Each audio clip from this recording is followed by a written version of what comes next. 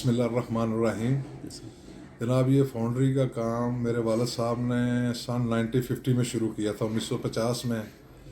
तो अल्हम्दुलिल्लाह आगे से वक्त के साथ इसमें हम जिद्दत लाते रहे, नई नई टेक्नोलॉजी यूज़ करते रहे। अभी रिसेंटली हम इसको मेल्टिंग का जो हमारा पॉइंट है ये बिजली पे है, यानी कि हमने फर्नेस लगाई हुई है जो कि बिजली पे चलती है, इलेक्ट्रिक पे। तो अभी पहले ज़माने में होते थे वो अपना डीजल पे या कोयला वगैरह पे चलाते थे। तो अभी वक्त के साथ साथ थोड़ी चेंजिंग आई है, और इसमें मेन चीज़ जो होती है इस फर्नेस में, ये चीज़ की क्वालिटी अच्छी मेंटेन करती है, क्वालिटी अच्छी बनाती है। क्योंकि हमने तो मशीनरी की जो बॉडी है उसको बोरन करना होता है, बनाना होता है। तो इसके लिए अगर स्ट्रक्चर ही ठीक नहीं होगा तो आगे कैसे चलेगा काम। तो ये हमारे जो पार्ट्स वगैरह हम बनाते हैं बहुत दूर तक, कराची से लेकर खैबर तक जाते हैं हमारे।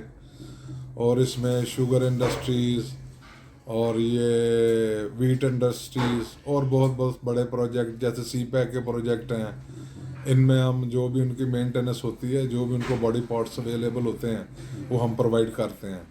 और अल्हम्दुलिल्लाह ब्रंथ रोड पे 1950 से बैठे हुए हैं। अल्लाह का शुक्र है, अल्हम्दुलिल्लाह बिज़नेस में किसी किस्म का कोई किसी के साथ जो है वो मिसबिहेव नहीं होता। कस्टमर को जो टाइम दिया जाता है उसी टाइम पे उसको डिलीवरी दी जाती है, बल्कि अच्छी क्वालिटी से दी जाती है। आपको कोई भी चीज़ चाहिए हो, कोई भी चीज़ आपने बनवानी हो तो आप उसकी रेप्लिका ले आएँ हमारे पास, हम आपको ओरिजिनल इंशाल्लाह। एमए मोल्डिंग वर्क्स, जिसके रूहे रवां हाजी मोहम्मद अली मरहूम हैं। आपने 1950 में इस कारोबार की बुनियाद रखी। आपकी तीसरी जनरेशन इस कारोबार को संभाले हुए है। आबद चौधरी, शाहिद अली और हाफिज एहसन रजा जदीद अंदाज में आयरन मोल्डिंग के इस बिजनेस को आगे बढ़ा रहे हैं। एमए मोल्डिंग वर्क्स की तैयार करदा पार्ट्स कराची से खैबर तक आपकी बेहतरीन क्वालिटी का मुंह बोलता सबूत हैं। बाकी इंडस्ट्रीज की तरह ये कारोबार भी आजकल मुश्किलात का शिकार है।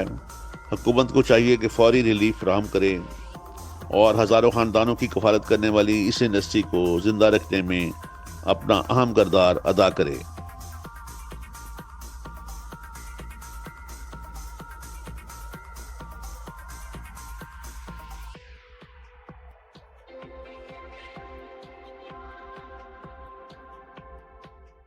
ये बना रहे हैं, कोई ज़्यादा पार्ट्स हमारे बनते हैं, टेक्सटाइल मिलों के पार्ट्स बनते हैं, ठीक है, और कुछ पेपर मिलों के भी पार्ट बनते हैं, इस तरह लेथ मशीनों के भी, मार्केट का भी काम है। ज़्यादा हमारे पास जो पार्ट्स तैयार होते हैं ना वो टेक्सटाइल के होते हैं, लेकिन वो भी टेक्सटाइल आपको पता बहुत बहरान में जा रही है। इस वजह से वो भी जो है ना इतनी प्रोडक्शन नहीं हो रही, यानी कि हमारी प्रोडक्शन जो है ना 50% से भी कम हो गई है। 200% जो है ना वो लोहा जो है ना वो महंगा हो चुका है कास्ट में, इस वजह से थोड़ी मुश्किलात हैं और बिजली बहुत महंगी हो गई है। तो इस तरह ये काफ़ी लोगों को ये ना मुश्किलात है इस मामले में, और काफ़ी सारी फैक्ट्रियाँ भी जो है ना वो बंद हो चुकी है इस मामले में। सही, ये तो इंडस्ट्री ये जो भी इनकी है अपना स्ट्रेटजीज है इनकी, उसमें तो ये सारा ये जो ना इंडस्ट्री बंद करने की तरफ जा रहे हैं। इस हाल में तो इंडस्ट्री नहीं भी लोग चला सकते, क्योंकि कास्ट इतनी बढ़ जाती है कि आगे जो है ना अखराजात नहीं इसके पूरे होते हैं, ठीक है। और बिजली दिन ब दिन इतनी महंगी गिरी जा रहे हैं, ठीक है। लीगल तरीके से कोई बंदा इसको काम करने के लिए जो है ना वो तैयार ही नहीं है। जो दादा जान थे उन्होंने ये एक बीज बोया था, इस फैक्ट्री की बुनियाद रखी थी।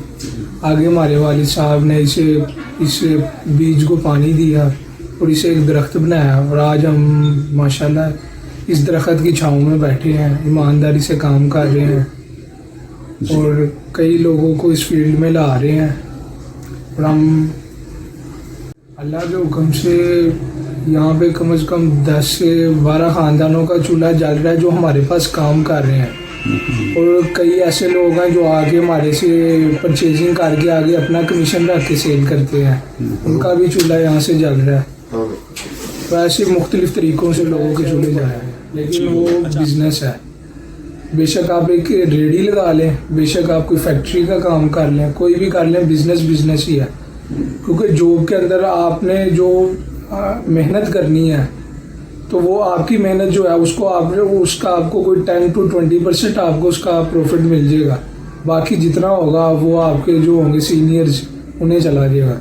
इसीलिए मैं बिजनेस को प्रेफर करता हूँ, बेशक आप छोटा कर लें बड़ा कर लें।